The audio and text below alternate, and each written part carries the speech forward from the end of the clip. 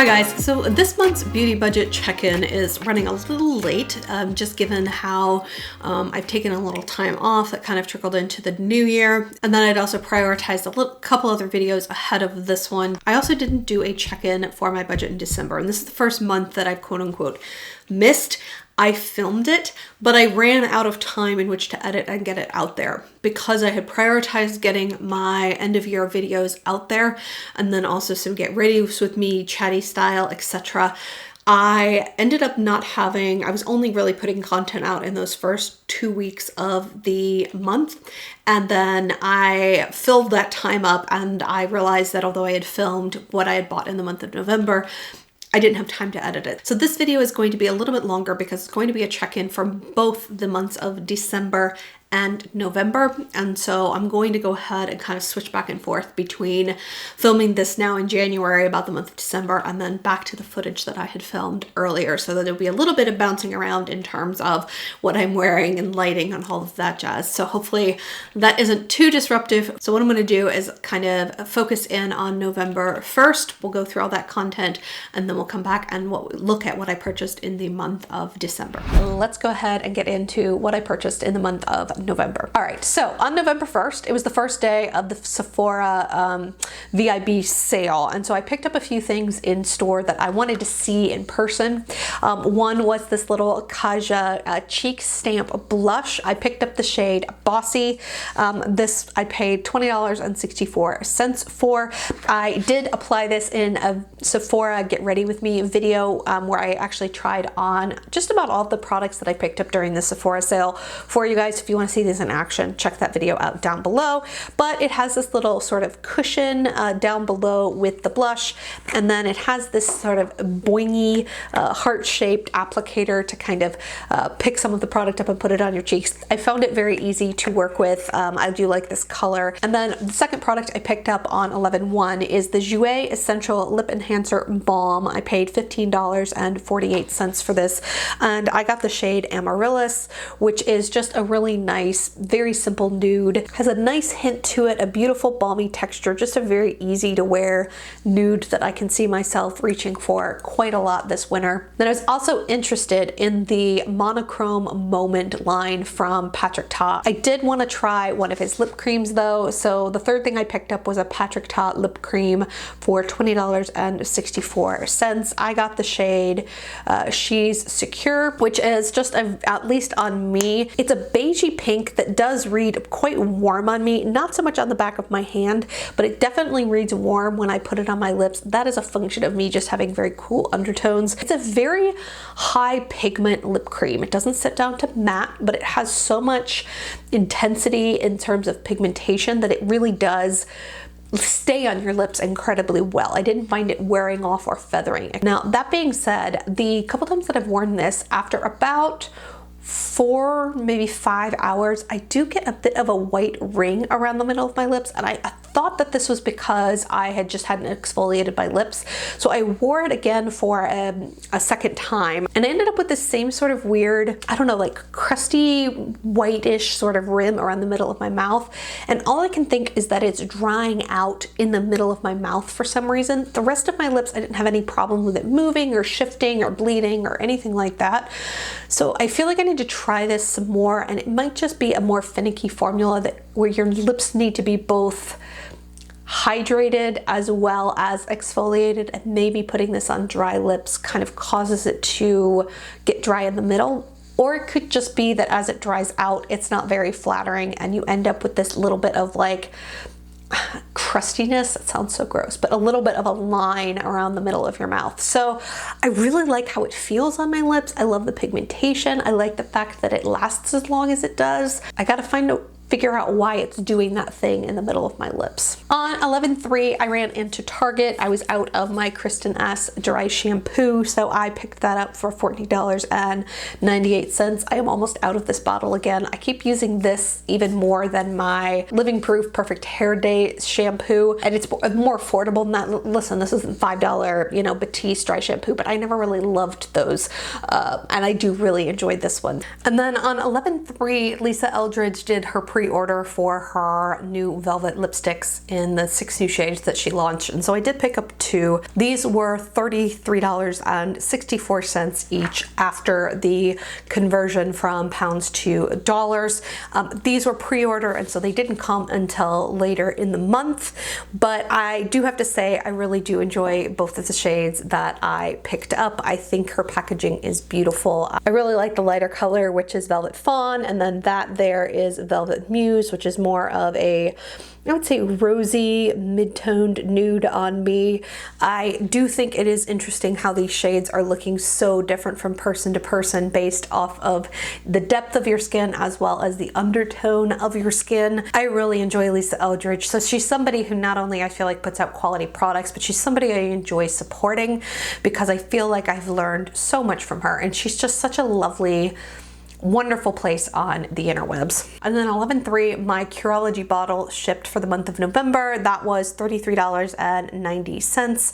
I've kind of pushed these to every 3 months as opposed to every 2 months, which is how they originally set you up. They do make it very easy for you to do that though, so that is fantastic. And then on 11.7, I placed an order on Sephora's website for a few products that I was interested in before the sale ended. I ended up getting a small Charlotte Tilbury mask. So this is her Goddess Clay mask. I paid $12.90 for it, and it's like a mini size. I wasn't quite sure I wanted to spend up to her very expensive size, so I did just get a mini. I'm sure the value for money on this is absolutely horrid. But it says it visibly lifts, smooths, brightens, and tightens pores for baby skin. And everything that I was reading about this mask is that it had the benefits of the clay in terms of drawing out impurities from your skin and smoothing your skin. This one also was quite hydrating as well, which I thought was an interesting mix because I feel like clay masks are typically very drying and stripping, and I have used this once, but my first impression, having used it the one time so far this month, is that it was far more hydrating than any clay mask I'd ever tried before. And so in that respect, I do feel like it lives up to the hype of having this balance of both the clay for impurities and tightening as well as the hydration and smoothing effects. And then I also picked up 2 products from Kosas. One was their 10-second liquid eyeshadow. I paid $24.08 for this. I got the shade Copper Halo. It is a pure liquid eyeshadow, and I have been loving this month. I have worn this probably 4 or 5 times at this point, which is a lot for me. I like to mix up my eye look, so for me to go back to one thing that many times kind of says how much I like it. It's such a very easy eye look to do. I did demo this for you guys in that Sephora VIB haul, so if you're curious about this formula and kind of how I applied it and why it's working so well for me, that's fully in there. And then the other Kosas product I picked up was their wet lip oil. I paid $23.22 for this, and I got the shade Dip. This is also a product I have really been loving. I like this shade. It's like a gel oil hybrid, and this is definitely something that is going to be traveling with me as I am heading out. It is a unique texture. I mean, it's not quite a gloss and it's not quite a lip oil. It really is this idea of like those two things had a baby, and this is what you ended up with. And then the last thing I picked up was also a mask. So this is from Farmacy. This is their Bright On Vitamin C mask for $32.68. I thought this was an interesting sounding mask because it says it's a vitamin C clay mask that instantly brightens and helps detox skin by removing buildup and impurities to visibly improve the appearance of skin texture and tone. You apply a generous amount to clean skin and massage it until the color transforms. So essentially what happens here is that there is like vitamin C that's kind of been encapsulated, and so it comes out sort of this purpley clay sort of color, and then you end up breaking the beads as you kind of massage it onto your skin, and that's what releases the vitamin C. So the vitamin C itself is in these little encapsulated dots. It is a clay mask, but I do feel like it's a pretty intense brightening effect on my skin. I do feel like it's a high enough shot of vitamin C inside of here that you are seeing that brightening effect when it's done. It also has echinacea, which is something that is in a lot of the Farmacy products. So on 11/8, I actually got my first box of PR. I haven't ordered anything to date from Octoly. I'm not really finding a whole lot that's interesting me out there that is cruelty-free. I'm finding a load of products that are out there are from non-cruelty-free brands, but I did get a really nice sort of private message from a nail polish company called Olive & June, and Olive & June is actually a nail polish brand that I had on my radar several months ago as like, okay, maybe these guys would be a great cruelty-free nail polish brand. And I have watched Olive & June's live streams out on Instagram before, and it's just this wonderful collection of women who I believe are based in LA talking about nail polish. You've started this little indie company, and so when they reached out and asked if I wanted to get some PR from them and try some of their holiday nail polish, I said yes. And so I was under no obligation to do anything with this. They didn't ask me to talk about this. They didn't ask me to film a video on this, but I do report out on here kind of what I'm getting in PR, and I'm keeping track of the costs of the things that I'm taking in PR as well, just as a gentle reminder to myself about the monetary value of the things that I'm bringing in and how that fits inside of my budget. So I got a couple things from them.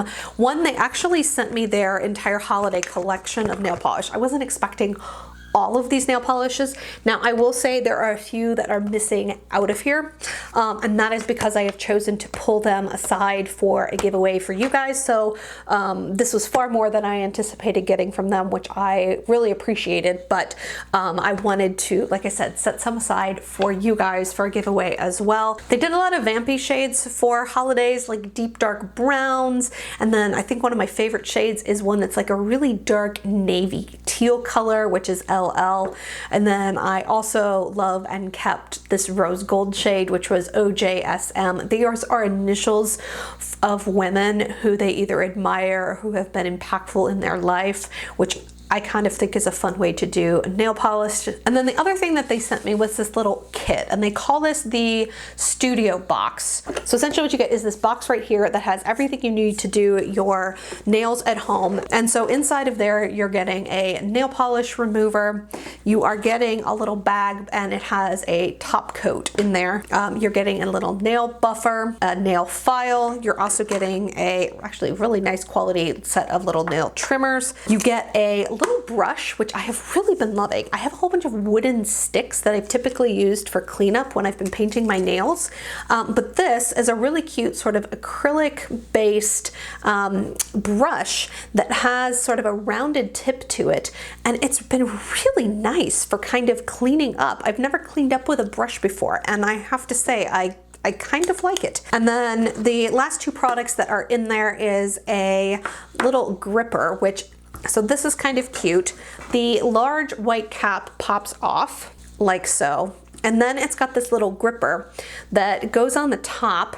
So as you do your nails, you can just kind of hold it, and you've got something a little grippier and a little more ergonomically easy to hold. And so that comes inside of there, as well as just kind of a little reusable, it's kind of a rubbery, but yet it's got a nice grip to it. Silicone, that's what it is, silicone top.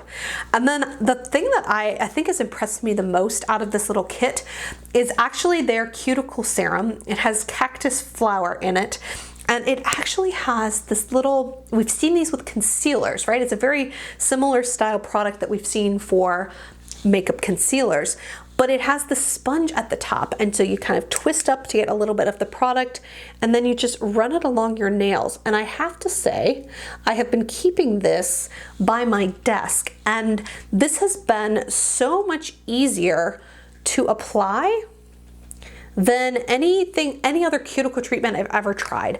Most cuticle treatments are super oily and they can get all over your hands, or you have to pull them out with a brush and brush them on.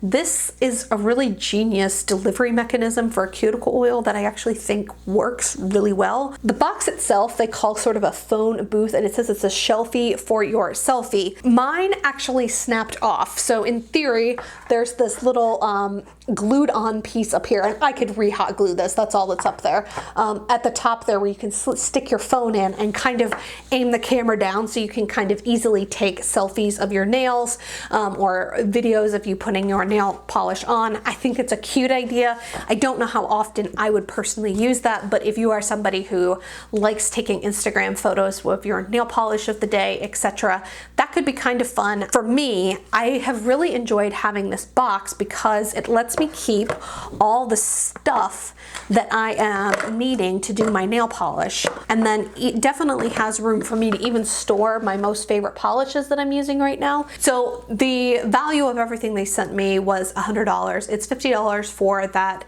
nail polish, what they call the studio box, and then if you wanted to have bought all of the shades for holiday, that would have been $50 as well. So definitely very generous on their part. It's not what I was expecting. I was expecting a small little box with a couple of polishes. So big thank you to them. I do think their nail polish is very reasonably priced. It's $8 a bottle. I've had good luck so far with the longevity of these polishes. Nail polish chips on me probably by the end of day 3, heading into day 4. I am crap about reapplying a top coat because I know that that will extend the life of my manicure. If I do that, I tend to go to 4 days for manicures, but I'm just pretty rough on my hands with dogs and with cleaning and with all the swatches and things that I do for my channel with these kinds of wipes. I don't know, I feel like my nail polish starts to look a little like crap by the end of day 4. That's what I'm experiencing with these. They're lasting me a solid 3 days, and then if I remember to apply a top coat, I can push them into 4, sometimes 5 depending on the colors. These lighter sort of metallic shades are definitely more forgiving in terms of not showing chips or bumps the way that the darker shades are, for sure. On 11/9, I placed an order on the Flower Beauty website for some things to go into the giveaway, and then I also picked up one thing for myself which I haven't been able to find in store, which is her Light Illusion foundation. This was on sale and I ended up getting it for $9.80, and I got the shade Shell, which is her lightest shade. So her previous lightest shade of foundation was way too dark for me. Same problem I have with her concealer. She has not released lighter concealer shades, but she has released a lighter foundation shade. So I wanted to give this foundation a whirl. I have worn this twice. I do like it. It reminds me a lot, in my opinion, of the L'Oreal Lumi foundation. That's my first impression of this. Like I said, I want to continue to play with this one some more. It's a hint light for me right now, as you can see. So I do feel like this is one that may be a really good mixer foundation for me because it's got that luminosity that I like in a lot of my foundations, but it's not also a pure white foundation. So this is one I definitely feel like I have to bronze up with quite a bit when I use it, because unfortunately I think I'm right squarely in between the 2 lightest shades that have come out. And then on 11/10 I went into Ulta specifically to get some things for the giveaway, as well as to get some things for Kaylee. She was here that weekend, and in the process I spent $4.20 on another Milani Stay Put liner in Moss. I bought this puppy last month. I have no idea what I freaking did with it. It's obviously like was in a bag and I accidentally threw it away, and I really wanted a nice mossy olivey green liner, and I lost it, which drove me crazy. Now thankfully they had 30% on Milani that day, so I was able to get it for $4.20, and I'm not going to lose this one. And then also on 11/10, Ulta was running 30% off of ColourPop lip products. And so I went ahead in store and made the decision to pick up another one of the Just a Tint lip crayons. This is in the shade The Strand, which is kind of a really soft mauve-y pink, which I love. I love a good mauve-y pink. I had picked up Z-Boys, which was more of a warm-toned brown on me, and so I really wanted to try and have more of a cool-toned pinky shade, since I tend to gravitate towards more cool-toned pinky shades just on a normal basis. I love the scent of these. So I ended up getting this for $4.58. And then on 11/11, I actually went ahead and placed an order on Olive and June. You would think that with all the nail polish they sent me, I would have enough nail polish. Oh, but no. Partly because I wanted to get a top coat because I was doing a giveaway with you guys. I was going to pass along some of their nail polish. I also wanted to be able to pass on to you one of their top coats. So I went ahead and purchased those. But I also went and picked up a couple of their pastel shades. I have not worn this lavender one yet, but I have worn this blue one in my latest Shop My Stash December. This is what was on my nails, and I love this icy blue color. It is BP, and then this is TT, which was the more milky lavender. And I also have to say, sometimes these milky sort of pastel shades are very difficult to formulate, and you end up with something that's very streaky and kind of gloppy to apply on the nails. These were a 2-coat and you're done, super easy to put on sort of formula, so I was quite impressed with how these pastels go on. And then on 11/11, which was the last day of the Sephora sale, I picked up a couple products. One is this little baby milk bronzer stick. I didn't feel like I wanted to purchase the full size, but I've been hearing so much chatter about this bronzing stick that I decided to give it a whirl. I will say I get the reason why people are enjoying this from a just creaminess perspective. It's very, very easy to work with, very forgiving, blends out onto the skin beautifully. It's just a hint warmer than I wish it were for me. I don't feel like I look like an orange Oompa Loompa when I wear it, but I definitely feel like it's just on the border of potentially being a little too warm on me. And then I also picked up the Ilia True Skin concealer for $25.80. I picked up the shade Arrowroot, which I think is their second to the lightest shade. It's still pretty light. I have played with this. I do really like the consistency of it. I do think that there is a drugstore dupe out there for this in terms of sort of the feel and the texture and the consistency of this concealer. And then the last thing I picked up in that Sephora sale was from Hourglass. This is one of their high shine lip glosses. I got the shade Unreal, which is this really pretty milky pink. I don't have anything like this in my collection, and I just felt like this was going to be one of those like perfect snow bunny pink lip glosses that I think I was going to really enjoy. I don't tend to like these colors in lipstick form, but given the gloss, and I don't know, all of a sudden I feel like it's playful and it's fun, and I've really enjoyed it. So I like this gloss. It's got a nice spearmint scent to it. It's not minty, it's spearminty. Fun. And then it also has a really nice gel texture to it, so none of that sticky, gloopy, glossy gunk that I really don't care for. And then on 11/19, I placed my first order on Sigma. They were running a sale for 25% off. I probably should have waited till Black Friday because I think they ran a 40% off deal then, but hey, is what it is. I wanted to pick up some more face brushes. I don't typically use brushes a lot when I am putting on foundation or concealer, and it's in large part because I always feel like they end up making my skin look too makeup-y. And so I was very interested in picking up a Kabuki brush from them that they released, and it's their flat Kabuki brush. It's the F80, but it's the F80 Air. And so it actually has a fluffier top to it, and it's supposed to apply foundations more in a sheer to light manner as opposed to a full heavy sort of application or full coverage application the way that their original F80 does. So I've been playing around with this. My initial feedback for this brush is that I think it's going to work very well if the foundation is really nicely creamy.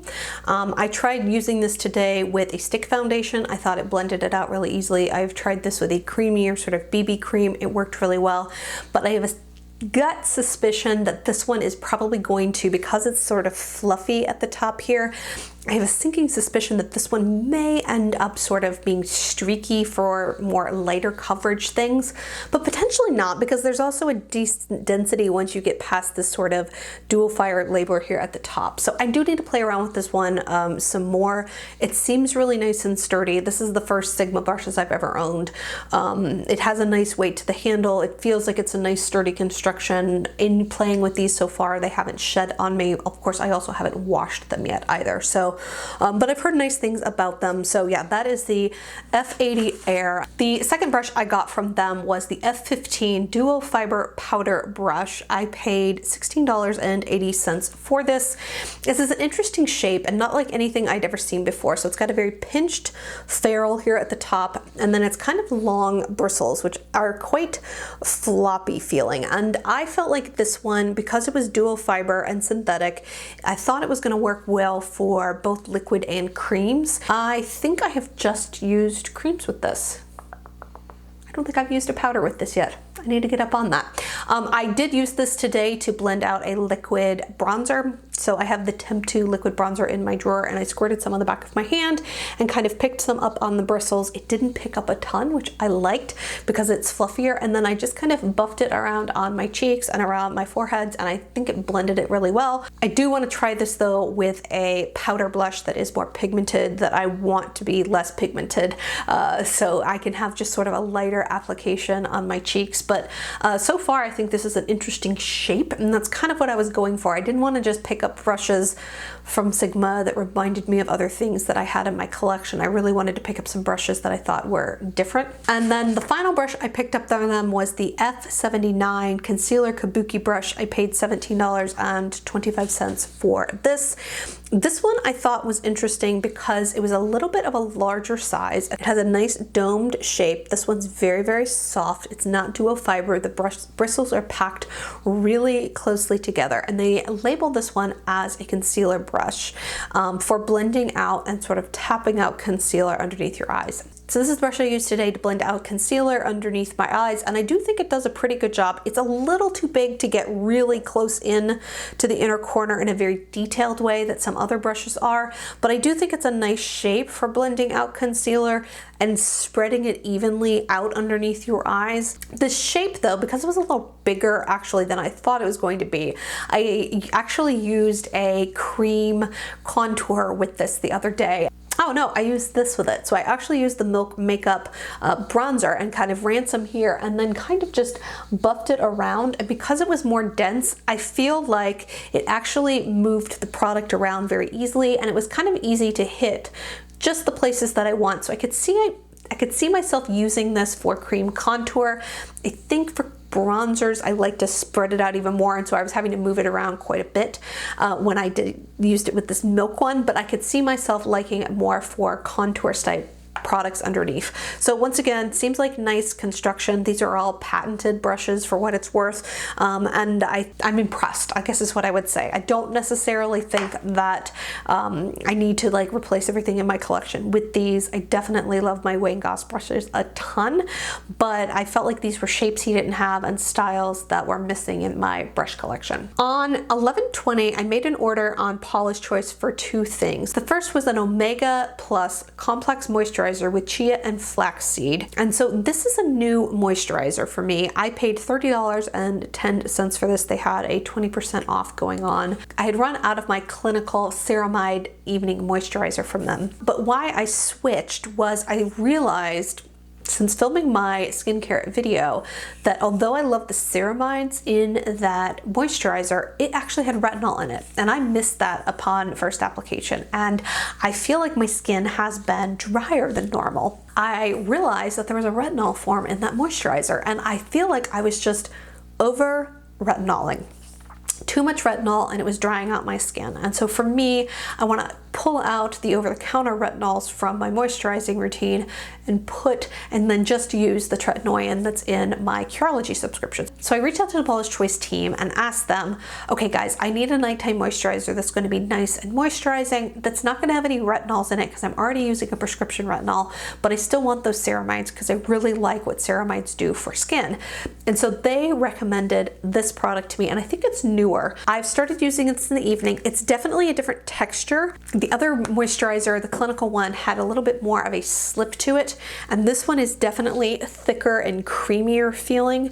I have just used this for probably about a week so far. It's hard for me to make this big a grand statement because I've only used this for a week, and I really like to use skincare for several months before I say anything official, but I also got a little travel size of their 2% BHA solution for $9.14. I did want a travel size one that was in a darker bottle so that it protected the ingredients that were in there. And then on 11/22, I placed an order from a group that I stumbled across online called Shared Planet. And Shared Planet seems to be the brainchild of a younger woman who, I think she was a teenager when she first had the idea, and she may be in her early 20s now, I'm not entirely certain. She had a background where her family actually traveled the globe quite a bit as a child. I'm not entirely sure what her parents were, but she had a chance to see a whole bunch of this planet and see habitats going away as a child, and it really left a strong impression on her in terms of the fact that these natural environments are disappearing. And so she wanted to start a brand that was supporting different organizations trying to reestablish and secure different environments that are disappearing and different animal species that are disappearing. It's absolutely shocking to me how many animals have gone extinct even in my lifetime. You walk the Smithsonian in DC and they have a whole room basically dedicated to, okay, when were you born? Okay, now you can see every animal that no longer exists since you were born, and the number of animals are shocking. I mean, it really is shocking. So the idea behind Shared Planet is that she loved makeup. She had this very strong passion from traveling the way she did as a child, and she wanted to give back and build a brand rather, that allowed her to give back in meaningful ways to a couple different organizations. And she started with an organization in Africa, and then did palettes and colors all around, some African type colors, warm neutral kind of thing. And then she did one for the polar bears, and the polar bear collection had some glosses, and then it also had a palette.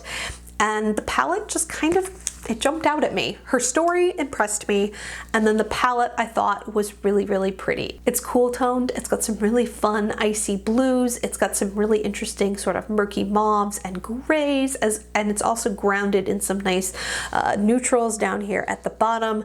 The packaging is really nice, it's cardboard, it's all recyclable, it's kind of fun and holographic. And then they are giving support for some organizations around protecting polar bear habitats, and so you can read more about the organizations that each collection supports. And I just really thought it was a unique indie brand. I like what they stood for. I liked what she was doing. I appreciate somebody who sees a problem in the world and decides to do something about it. And I wanted to support her in that effort. Now, this came the day before Thanksgiving, and so I have not even had a chance to put this on my eyeballs yet. I have done some super simple swatches.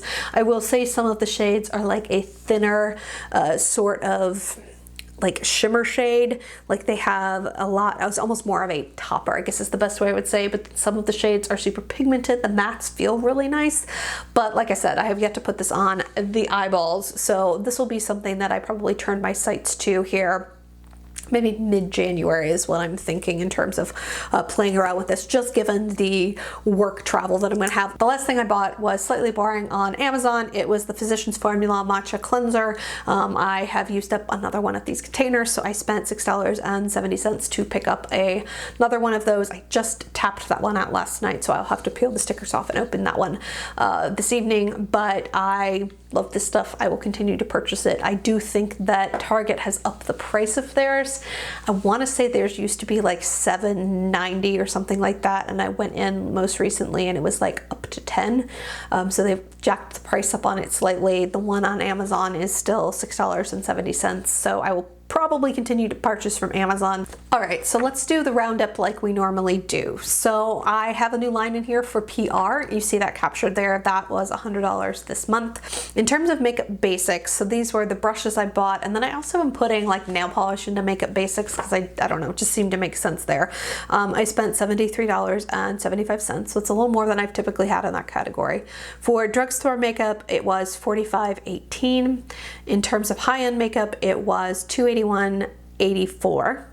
Skincare was $163.95. Hair care was $14.98, and then I didn't have anything for body care. So that brings my total to $579.70, and then my total with PR to $679.70.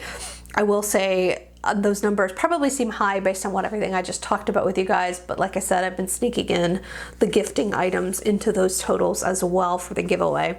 Pie chart time. I know a lot of you guys really like these little pie charts. So in terms of how it broke down for this month, makeup high-end was 49%, skincare was actually 28%, makeup basics was 13%, drugstore makeup was 8%, and then hair care was 3%. So one thing I wanted to add about November, because I've had obviously a whole other month since I've filmed that video to kind of play around with products, and I hadn't had a chance to play with this Shared Planet palette. Guys, I don't like it. I really want to like it because I love what they are doing and I love what they are championing and what the brand stands for. But these shadows are just not good. The majority of the shimmer shades in here are very light and flaky. It's like they have a whole lot of glitter and absolutely no base in which to help them adhere to your eyes. So you have to use a glitter glue in order to get them to not flake and just transfer tiny amounts of sheer glitter everywhere. There's not a lot of pigment base to them, so they are all very, very sheer. I think the one exception to that might be this shade Aurora and this shade Frosted, which are just more of your traditional sort of satin texture ones. Those two are probably my favorite shades out of the palette, but the rest of them are all very flaky and thin, and then the mattes just don't blend well. The mattes are very like it takes a lot for me to build them up, and then they just don't blend easily. So I'm just really disappointed in this. I was really excited to play with it, and I really hoped I would have this cool thing to come back and report to you guys about this amazing brand, but I can't, even with that amazing commitment to what they're doing, I don't like this palette. So going into the month of December, I did want to say that I kind of went on like a mini, it wasn't on a no buy, it was kind of a low buy for the bulk of the month because I was just so busy. I didn't have time to test. And then I was traveling a ton, and then I was kind of on holiday, and I didn't want to pack a whole bunch of makeup when I was going to be gone for a week that I may or may not work for me. So I just kind of like slowed my roll in terms of like trying a lot of makeup in the month of December. The first thing that I purchased was actually on 12/8, and this kind of fits into a body care category. I was in St. Louis for a week and spent some time with my mom while my dad was out of town, and we went down to this cute little riverfront area in old downtown St. Charles, which is very like 1800s buildings. It was part of the original town that was built right on the Missouri River, if I remember correctly. But there is a place called Providence Soapworks that is down in this little area. It is run by this woman who's probably in her, I'm gonna say, late 20s, early 30s, and she really got into soap making and has kind of grown this business herself. All her products are handmade, but the store is adorably cute and everything smells amazing, and it has really high quality ingredients, but her price points are really reasonable. So I had such a fun time talking with her, meeting her, wandering her shop, talking about her products, and I did pick up some body care products while I was there. I did pick up 3 bath bombs. I was actually out of all bath bombs at home, so I thought it would be fun to pick up 3 bath bombs. Her bath bombs were, oh, I'd have to go back and check. The total amount for them was $405 after taxes, so they were like maybe $375 or something like that. But they were all like boozy cocktail themed, and they smelled amazing. So I got one that was sangria. It doesn't smell like you're just gonna sit in wine, but it had this really fresh grapey scent with a little bit of like mulling spices to it, and I thought that one sounded amazing. I also picked one up called the French 75, which I love a French 75 sort of champagne. And this one has like a really lovely sort of florally scent to it. And then I also picked up the Gimlet bath bomb, which has just a really fresh, it just smells fresh. Like, I don't know, she had this whole collection. She had a ton of different other scents, and I just thought it was adorable. And then I also picked up 2 soaps. So these are just like the bar soaps that are kind of hand cut. One I have in my shower right now. So this is the Camellia with Rose Clay. I kept the wrapper so you could see how pretty the packaging was. Product inside of here was actually wrapped in what looked to be plastic. It looked like this, right? So it looked like it had plastic wrapping. She actually uses a biodegradable cellulose, not plastic, so that when you dispose of it, even after I unwrap this, what looks to be plastic on the outside of it, it is a biodegradable cellulose, so it dissolves very easily. So I thought that was very cool. And then obviously it's wrapped in this cute little paper scent. This one has a really nice rose floral scent that was very fresh and just smelled very calming and soothing to me. So I currently have this one in my shower. Picked this one up for $5.94, and then I also picked up one other scent, and this was their Parisian Petals. This was a glycerin soap, and this one just has a really unique scent to it. Like it's slightly mildly floral, but not like in an old, like super old-fashioned sort of way. I'm really bad at describing notes, and unfortunately she doesn't have any notes on here, but I'm excited to reach into this one next once the one I have is used up. $12.10. I made the decision to go ahead and purchase another Milani contour and highlight duo. I had been talking about this in my favorites, and I realized when I went to link them that they had discontinued this product, and I went, oh no, because especially the contour side is like one of my favorite cream face products. And so I did what I almost never do and went and bought a backup out on Amazon. That's where I found it. I don't know, as I'm filming this right now, if they're even still available out on Amazon. If they are, I will link them down below, but I did pay $9.66 for that on $12.10. $12.17, I made the decision to purchase a new night cream. I started using it in November, and I don't like it. It's very, it feels just like you're putting a ton of dimethicones on your skin, like a very thick, heavy dimethicone silicone sort of thing on your face. It never feels like it sinks in. It didn't feel like it was super hydrating. I felt like my skin was getting drier and drier over those weeks that I was using that, and I was having all kinds of problems with dry patches on my chin that I'd never had before. And I get that it's winter time, and A, I need to drink more water. B, I can't keep my humidifiers filled. Like they keep cycling through all the water, and every time I look over there, I'm like, oh my gosh, it's empty again, even though I've got humidifiers going in several rooms in my house.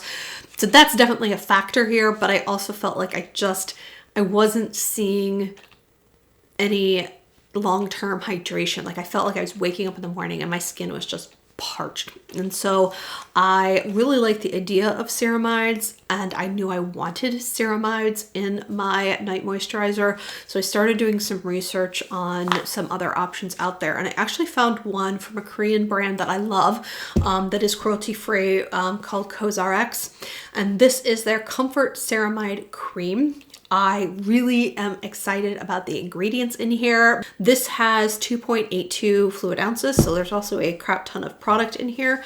It does come out as a thicker cream, but there's something about this one that as you kind of blend it into the skin, it kind of melts into the skin, and so it just feels very luxurious. I think it's probably some of the sunflower oil that I am feeling in here, but it's keeping my skin really hydrated. And I noticed such a huge difference when I started using this at night. Super happy about this, and I can't see myself going away from it at this point. And then on 12/20, I think this was like the day before we left for Phoenix, I did run into Ulta specifically to get two products. One was my Living Proof Dry Shampoo. I needed a new one of those, and I wanted to travel with a full size one because we were going to be gone for a while. So I did purchase a full size of this and toss it in my travel bag. And then I also felt like, just from the heft of the bottle, that I was like this close to running out of my AM gel moisturizer for my under eyes. So I did go ahead and purchase a new full size of the First Aid Beauty Eye Duty Triple Remedy AM Gel Cream. I really do like this one in the mornings to kind of plump my under eyes, and then works really well underneath makeup. So I did buy this one specifically so I could pack it, because I felt like I was going to put the other one in my bag, and then halfway throughout the week I would run out, and then I'd be trying to scramble and find an Ulta that was open over the holidays in order to get a new one. So ironically, I've been home and I went back to my old one, and I still haven't run out of it yet. So maybe it was all in my head. It's hard to tell on these bottles, like you're out until you're out. So this is officially my backup, but I feel like I have to be getting really close to being done with the other one. And then because I had hit Diamond at Ulta, it happened. I had gotten a little card from them saying stop into the store, or next time you place an online order, you had a couple of free gifts. You could choose either a full-size Clinique foundation, Dermalogica skin product. They had a couple different ones you could pick, or a Kenra hair product. And because I am not buying or really trying to bring in new non-cruelty-free products, the Clinique and the Dermalogica were things that I was kind of like, not going to do that. I do really like Kenra though, so that is what I went for. And what they had as sort of your free gift for hitting that was a Diamond Reflect Spray. It's a medium hold number 10. And the whole idea behind this is that your hair can be dull or damaged, and this is a spray that is going to actually act as a hairspray, as well as sort of give some shine to your hair. And I've typically found that I have to use different products for that. Like I'll have to use hairspray just to kind of get if I'm curling my hair, to get it to last, but then I will need some sort of like either oil or something that I'm putting in my hands, or spray that if I really want to amp up the shine. I've used this a couple of times. I probably need to do some more styling with my hair. I've been wearing it straighter lately, and so when I'm straightening my hair and kind of paddle by drying it and wearing it straight like this, I'm not really spraying hairspray in it. So like I said, I need to play around with this a little bit more, but the few times I have used it, I did notice that my hair looked shinier, and it gave me a little bit of hold without that sticky feeling, because this is one of it says medium hold. I would say it's on the light end of medium in terms of like your hair not feeling crunchy, like still being able to run your fingers through it. So yeah, so that was free. And then my last sort of makeup purchases for the year were all done and one day when I was in Phoenix. I went up to, I think it's Kierland Commons. It's kind of on the north side of Scottsdale. It's a really cute little sort of outdoor shopping area with little streets you can wander, etc. And there's a store there that I'd always been curious about, and it was the COS bar. I think they just say Cos bar. It's kind of how they pronounce it, although I never really did get that confirmed. But what they had in that store was a lot of high-end and luxury brands that I hadn't seen before. So I went in there specifically for 4 brands. I was interested in Kier Weiss, I was interested in Chantecaille, definitely interested in Westman Atelier, and then what was the other one? Oh, Lila B. Those are 4 luxury brands that are all cruelty-free that I had never really seen much of in stores, and there's not counters near me, etc. So I was curious about those. It ended up being that they didn't have Kier Weiss or Lila B in store, but they did have full collections for Chantecaille and Westman Atelier. So I ended up picking up a couple of products from those brands. I ended up getting 5 things at the store. So the first thing I got was the Westman Atelier Vital Skin Foundation. The packaging is lovely. It's this really nice luxe metal packaging with her name sort of impressed into the side of it. I did get the lightest shade, which was... that is why I am all confused, because the shades are just Atelier and then 0, 1, 2, 3, all the way up to, it looks like 12. This is called their Vital Stick Foundation. I did get shade 0, which is their lightest shade. I will tell you that unless you are my skin tone, if you're any lighter than me, I don't think that there is a shade for you. So like I said, I'm in shade 0, and I actually think it's a pretty good shade match for me. This is a very glowy foundation, but not in a pearlized sort of way, in a very hydrating sort of way. I will tell you, I do not like to apply this on my skin just right out of the gate. I prefer to actually pick it up with a brush and then kind of buff it into the cheeks. I found that because this had some oils in it and however she's formulated it, it doesn't blend out well with a wet sponge. And I didn't care to move it around with my fingers. I felt like I was just getting too much product and then it was feeling very thick and heavy on my face, as opposed to, even though it looked pretty, it felt heavy. What I found was if I pick it up with a brush, a foundation brush, and just kind of work in little sections and buff it on, it's quick.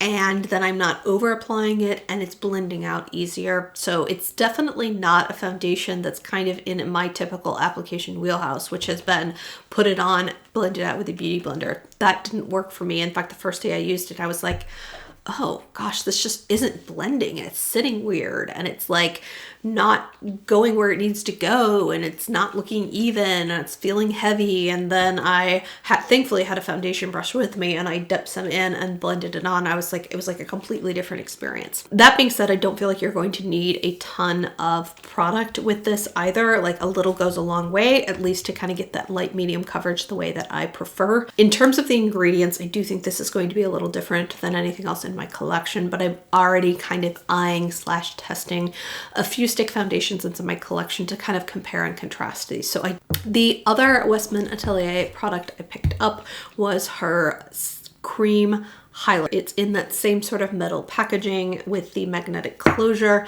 and this is kind of a face gloss. It's not the stickiest face gloss I've ever used in my life either, so I don't find that like I'm running the risk of going outside and like my hair going across my face and like sticking to my face. Like there's a point of no return where it's too sticky and your hair is sticking to your face. So it doesn't go to that point. It has this interesting slight bluish undertone, if you can see that there, but it's not like, oh, you've put on a colorful highlighter. Instead, what I find it ends up looking is that it's almost a little bit brightening. Like that blue leans a little bit more lavender, which can be a little bit brightening. And so at least on my skin tone, and bear in mind I am cool undertone, so I don't know how this would work on somebody with very warm undertones. Maybe that blue-ish, slight bluishness inside of here would look strange on someone with warmer, yellower undertones.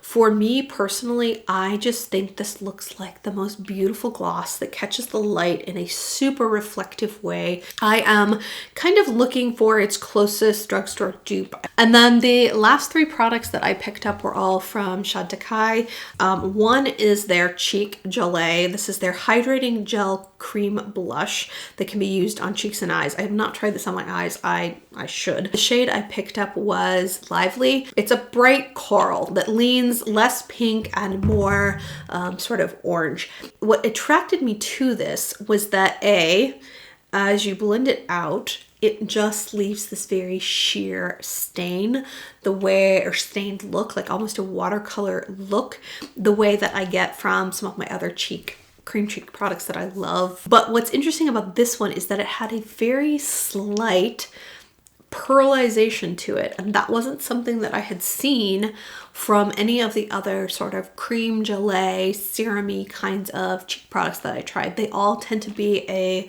single color with no pearlization to them at all. And as somebody who likes a glowy blush, it wasn't until I played with this that I realized, I'm like, oh, that's interesting. I'm not really seeing a glowy blush in liquid form from some of these other brands. Now, I will tell you, I have worn this one quite a bit. I do really like it. I think it sets down, not to a powder texture, but it definitely sets very easily. But it gives you some nice wiggle room in terms of blending it out. And although the color is very intense when you first pump it out, it really shears out into this beautiful watercolor. The other Chantecaille product I knew I wanted to pick up before I had even walked into the door. Like, this was the thing that was on my list that I wanted to buy. This is one of their Luminous eye shade, and this is in the shade Elephant. It's got these beautiful black and white photos of animals on the front. So each of the animals on the front are endangered species, and so proceeds from this are going to support different organizations. It is a baked gelée formula, so it has this very luxurious feel to it. And the shade Elephant is this gorgeous taupe, but it has the most beautiful glitter, like micro glitter running through it. So this is another one of those that I would consider to have a ton of shine and dimension, not only from the gelée pigment behind it, but also because it's got this beautiful sort of gold and silver micro glitter running through it. But because of the texture of this formula, I get almost no fallouts. And I've been swatching like crazy inside my collection to find other formulas that I feel like give me that beautiful pigmentation with that hint of shimmer running through it. So I've been trying to dupe both the idea of this shadow in terms of its base pigment with this like beautiful glossy micro shimmer running through it. It was a little harder than I thought. I kind of felt like I would go into my collection because I love taupe, and I've bought so many palettes with taupe, and I bought so many taupe eyeshadows that I would find something instantaneously and I'd be like, well, there you go.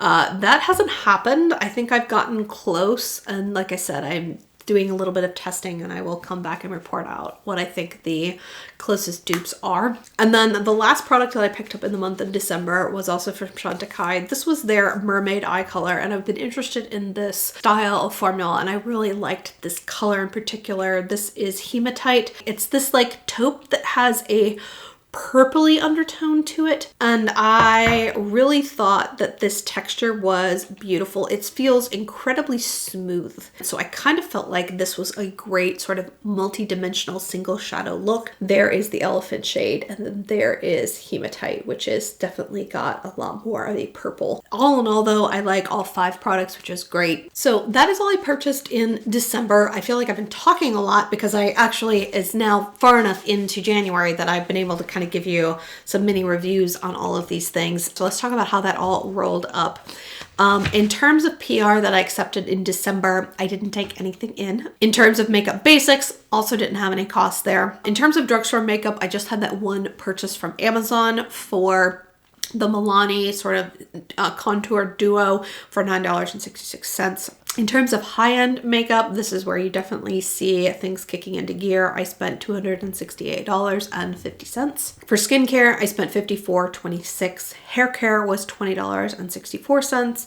And then body care was $24.02. So that brought my total for expenses, and then expenses plus PR, because I didn't have any cost there, to $377.08. In terms of what my budget looked like at the beginning of the year, beginning of the month, I did have $509.28. So that left me with $132.20 that I didn't spend this month. In terms of how that broke out into my fancy pie chart, no shock there. Makeup high end, 71% of my budget last month went to that.